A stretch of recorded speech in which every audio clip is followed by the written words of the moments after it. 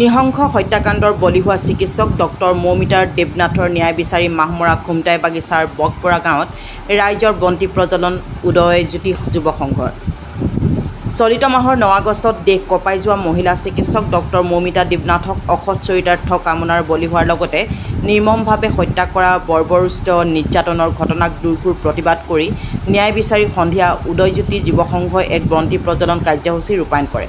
উক্ত কাৰ্যসূচীত বাগিচা আৰু গাঁৱৰ 2 শতাধিক ৰাইজে অংশগ্ৰহণ কৰি সকলো নাৰীৰ সুৰক্ষা সুনিশ্চিত কৰিবলৈ আহ্বান জনায়। নাৰী নিৰাপত্তা আৰু সুৰক্ষাৰ আহ্বান জনায় আচ্ছাৰ নেতা বিজয় দাসাই। গোটেই ভাৰতবৰ্ষ কঁপাই যোৱা এই লোমহৰ্ষক হত্যাকাণ্ডৰ যি প্ৰতিবাদী এক জোৱাৰ উঠিছে, সেই জোৱাৰৰ ভিত্তিত নিজৰ আই মাতৃসকলৰ সুৰক্ষাৰ খাতিৰত উদয়জ্যোতি যুৱ সংঘই এই পদক্ষেপ লৈছে। কৈলাগাঁও আৰু বকপৰা গাঁওবাসী ৰাইজ আজি স্বতঃস্ফূৰ্তভাৱে ওলাই আহিছে।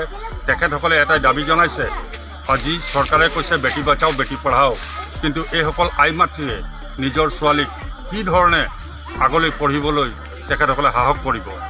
আজি আপোনাৰ চিকিৎসাকৰ্মী যিগৰাকী চিকিৎসাকৰ্মীয়ে RG কৰ চিকিৎসা মহাবিদ্যালয় কলিকতা লেখীয়া চহৰত নৃশংসতাৰ বলি হৈছে, আমাৰ এই চাহ বাগিচা অঞ্চলত আমাৰ গাঁও ভূঞি অঞ্চলৰ ল'ৰা ছোৱালী কি এনেকুৱা পৰ্যায় নাপাব। আমাৰ বুকু আজি কঁপি উঠিছে এই লোমহৰ্ষক হত্যাকাণ্ডৰ ওপৰত। সেয়েহে আমি সকলোৱে গোটেই ৰাইজে চৰকাৰৰ ওচৰত দাবী জনাওঁ যে যিসকল কালপ্ৰিটে এই ঘটনা সংঘটিত কৰিছে সেইসকলক কঠোৰৰ পৰা কঠোৰতম শাস্তি প্ৰদান কৰক, এটা নজিৰ সৃষ্টি কৰক, যাতে দ্বিতীয়জনে এনে এটা পদক্ষেপ ল'ব নোৱাৰে।